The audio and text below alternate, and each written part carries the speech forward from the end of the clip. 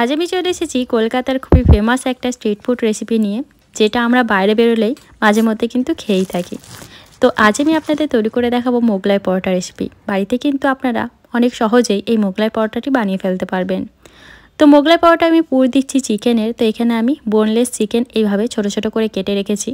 একটা গোটা চিকেনের যত বোনলেস পিসগুলো হয় সেগুলোই কিন্তু আমি এইভাবে ছোট ছোট কিউব করে কেটে রেখেছি। এখন প্রথমে আমরা ময়দাটাকে মেখে নেব। তার জন্য এখানে আমি 1 কাপ ময়দা দিয়েছি। 1 কাপ ময়দাতে কিন্তু 2টো মোগলাই তৈরি হয়ে যাবে। তো আপনারা যে পরিমাণ বানাবেন সে অনুযায়ী কিন্তু ময়দাটা নিয়ে নেবেন। তো ময়দার মধ্যে দিয়ে দিলাম পরিমাণ মতো লবণ, অল্প পরিমাণে চিনি, আর এখন দিয়ে দিচ্ছি বেশ কিছুটা পরিমাণে সাদা তেল। যেহেতু মোগলাইয়ের ওপরটা অনেক বেশি ক্রিস্পি আর মচমচে হয়, তার জন্য কিন্তু ময়ানটা একটু বেশি লাগে।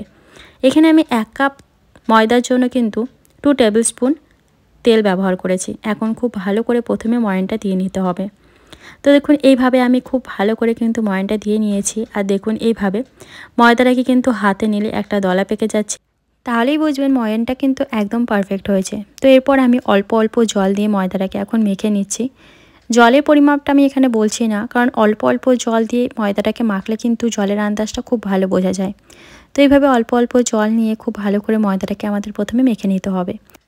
মোগলাই বানাতে গেলে প্রথমেই ময়দাটা আগে মেখে নিতে হবে, কারণ অন্যান্য প্রিপারেশনগুলো করার সময় কিন্তু ময়দাটা পুরো রেস্টে থাকবে। এতে করে ময়দাটা বেশ সুন্দর ফুলে যায় আর খুব ভালো কিন্তু ক্রিস্পি হয়। তো দেখুন এইভাবে অল্প অল্প জল দিয়ে ভালো করে আমি ময়দাটাকে মেখে নিয়েছি। তো আমার ময়দাটা মাখা হয়ে গেছে। এখন হাতের মধ্যে অল্প একটু তেল নিয়ে ময়দার ওপরিভাগে ভালো করে লাগিয়ে দেবো, যাতে রেস্টে রাখার সময় ওপরের দিকটা ড্রাই না হয়ে যায়। তো অল্প একটু তেল নিয়ে আমি ওপরিভাগে এইভাবে লাগিয়ে নিচ্ছি। এটাকে এখন আমি রেস্টে রেখে দেবো। বাকি প্রিপারেশনগুলো আপনাদের দেখিয়ে দিই। তো প্রথমে আমি আপনাদের দেখালাম আমি চিকেনগুলোকে একদম ছোট ছোট কিউব কিউব পিস করে কেটে রেখেছি। এখন আমরা প্রথমে পুরটাকে রেডি করে নেব। তো তার জন্য গ্যাসের ওপর একটা ফ্রাই প্যান বসিয়ে দিয়েছি। এর মধ্যে দিয়েছি 2 টেবিল স্পুন সাদা তেল। তেল ভালো করে গরম করে নিয়ে এতে দিচ্ছি একটা বড় সাইজের পেঁয়াজ কুচি। এখন পেঁয়াজটাকে হালকা লাল করে একটু ভেজে নিতে হবে। তো দেখুন পেঁয়াজটাকে হালকা করে একটুখানি আমি ভেজে নিয়েছি। এখন এর মধ্যে দিয়ে দেবো আদা রসুন বাটা 1 টেবিল স্পুন, আর দিচ্ছি কিছুটা পরিমাণ কাঁচা লঙ্কা কুচি। ঝালটা যেমন খান সে অনুযায়ী এখানে অ্যাড করবেন। এখন আদা রসুনটাকে ভালো করে আমরা একটু কষিয়ে নেবো, যতক্ষণ আদা রসুনের কাঁচা গন্ধটা চলে যাচ্ছে। তো দেখতেই পাচ্ছেন আদা রসুনটা কিন্তু খুব ভালো করে আমি পেঁয়াজের সাথে কষিয়ে নিয়েছি। এখন এর মধ্যে দিয়ে দিচ্ছি আগে থেকে ছোট ছোট কিউব করে কেটে রাখা মাংসগুলো। এখন এর মধ্যে দিচ্ছি পরিমাণ মতো লবণ, হলুদের গুঁড়ো, অল্প পরিমাণে লঙ্কার গুঁড়ো। ঝাল যদি বেশি পছন্দ না করেন তাহলে লঙ্কার গুঁড়োটা দেওয়ার দরকার নেই। দিলাম অল্প পরিমাণে জিরে গুঁড়ো আর ধনে গুঁড়ো। শেষে দিচ্ছি অল্প একটু গরম মশলা গুঁড়ো। এখন সব কিছু খুব ভালো করে আমরা কষিয়ে নেবো যতক্ষণ না চিকেনটা সেদ্ধ হচ্ছে। এখন কিন্তু চিকেন থেকে বেশ কিছুটা পরিমাণে জল বেরোবে, আর সেই জলেই চিকেনটা ভালো মতো সেদ্ধ হয়ে যাবে। আলাদা করে জল অ্যাড করার প্রয়োজন পড়ে না। তো আমি মিডিয়াম টু লো ফ্লেমে ঢাকা চাপা দিয়ে চিকেনটাকে এখন রান্না করে নিচ্ছি। মাঝে মাঝে কিন্তু ঢাকনা খুলে একটুখানি নাড়াচাড়া করে নিতে হবে, নাহলে কিন্তু তলা ধরে যাওয়ার সম্ভাবনা থাকে। তো এইভাবে আমি মাঝে মাঝে ঢাকনা খুলে একটুখানি নাড়াচাড়া করে নিচ্ছি। দেখতেই পাচ্ছেন চিকেনটা থেকে কিন্তু বেশ কিছুটা পরিমাণে জল বেরিয়েছে। মাঝে এর মধ্যে আমি দিয়ে দিলাম অল্প পরিমাণে ক্যাপসিকাম। আপনাদের যদি অপছন্দ হয় তাহলে কিন্তু আপনারা এটা স্কিপও করতে পারেন। আর দিলাম 1 টেবিল স্পুন টমেটো কেচাপ। তো এখন আমি মিডিয়াম টু লো ফ্লেমে ভালো করে চিকেনটাকে রান্না করে নিচ্ছি, যতক্ষণ না চিকেনটা ভালো মতো সেদ্ধ হয়ে আসছে। তো দেখুন আমি মোটামুটি 7-8 মিনিটের জন্য কিন্তু চিকেনটাকে রান্না করে নিয়েছি। যেহেতু বোনলেস পিস আছে আর একদম ছোট ছোট করে কাটা আছে, খুব তাড়াতাড়ি কিন্তু সেদ্ধ হয়ে যায়। তো দেখতেই পাচ্ছেন চিকেনটা কিন্তু খুব ভালো মতো সেদ্ধ হয়ে গেছে। এতক্ষণ আমি মিডিয়াম টু লো ফ্লেমে রান্না করছিলাম। এখন গ্যাসের ফ্লেমটা একটুখানি বাড়িয়ে দিয়ে 2 মিনিটের জন্য এটাকে আবারও রান্না করে নিচ্ছি। তো দেখুন আমাদের চিকেনের পুরটা কিন্তু একদম রেডি হয়ে গেছে। এটাকে এখন আমরা নামিয়ে ভালো করে ঠান্ডা করে নেব। এখন মোগলাই পরোটার পুরটার জন্য একটা বাটির মধ্যে দিয়ে দিচ্ছি একটা ডিম। এর মধ্যে দিচ্ছি অল্প পরিমাণে পেঁয়াজ কুচি, লঙ্কা কুচি, ধনেপাতা কুচি, আর দিচ্ছি আগে থেকে যে চিকেনের পুরটা বানিয়ে রেখেছিলাম সেটা।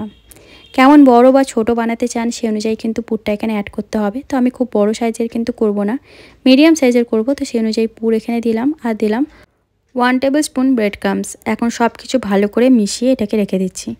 আর এদিকে ময়দাটা বেশ কিছুক্ষণ রেস্টে ছিল। তো দেখুন বেশ ভালো কিন্তু ময়দাটা ফুলে গেছে। এখন একবার ভালো করে মেখে নিচ্ছি ময়দাটাকে। তারপর এটাতে আমরা লেচি কেটে নেব।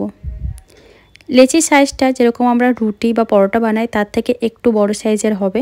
আর ওই যে বললাম আপনারা যেমন বড় বা ছোট বানাতে চান সেই অনুযায়ী কিন্তু লেচিটা কেটে নেবেন। তো আমি এরকম লেচিটা রেখেছি।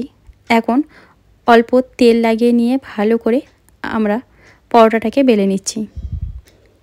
তো একটু বড় করেই কিন্তু বেলতে হবে, যেহেতু মোগলাই পরোটাটাকে চারদিক থেকে ভালো করে মুড়তে হয়। তো দেখুন ভালো করে আমি এইভাবে গোল করে নিয়েছি। আর সাইডগুলো যাতে বেশি মোটা না থাকে তার জন্য কিন্তু সাইডগুলোকেও ভালো করে বেলে নিয়েছি। আর এর মধ্যে এখন আমি দিয়ে দিলাম চিকেনের পুরটা, ভালো করে একটুখানি ছড়িয়ে নিচ্ছি। আর এখন দেখুন ভালো করে কিন্তু মোগলাইটাকে এইভাবে চারিদিক থেকে মুড়ে নিতে হবে। তো চারটে সাইড এইভাবে একটুখানি টেনে টেনে দিয়ে দিচ্ছি যাতে ভালো মতো সিল হয়ে যায়, ভেতরের পুরটা বেরিয়ে না আসে কোনোভাবে। তো এইভাবে চারটে দিককে এইভাবে কিন্তু মুড়ে দিলে খুব ভালো করে সিল হয়ে যায় মোগলাইটা, কোনোভাবে কিন্তু ভেতরের পুরটা বেরিয়ে আসার সম্ভাবনা থাকে না। তো দেখুন আমাদের মোগলাইটা রেডি হয়ে গেছে। এদিকে আমি তেল গরম করতে বসিয়ে দিয়েছিলাম। তেলটা খুব ভালো করে গরম করে এখন এর মধ্যে ছেড়ে দিলাম মোগলাইটা। একটা সাইড হয়ে গেছে, এখন পাল্টে আরেকটা সাইড ভেজে নিচ্ছি। আর মোগলাই পরোটাটা ভাজতে কিন্তু একটু টাইম লাগে, মিডিয়াম ফ্লেমে একটু টাইম নিয়ে উল্টে পাল্টে ভেজে নিতে হবে।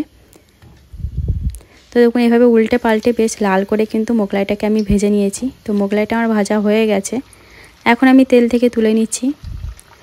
তো আমার 1 কাপ পরিমাণ ময়দাতে কিন্তু দুটো মোগলাই, এরকম সাইজের দুটো মোগলাই হয়েছে। তো দেখুন এখন আমি আপনাদের এটা কেটে দেখাচ্ছি কতটা ক্রিস্পি হয়েছে।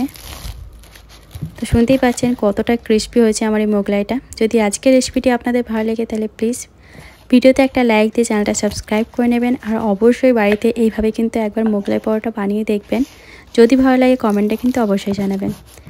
এই মোগলাই পরোটা আপনারা গরম গরম আলুর তরকারি, ঘুগনি বা টমেটো কেচাপের সঙ্গে কিন্তু সার্ভ করতে পারেন। তো আজকের মতন বাই, সবাই খুব ভালো থাকবেন আর সুস্থ থাকবেন।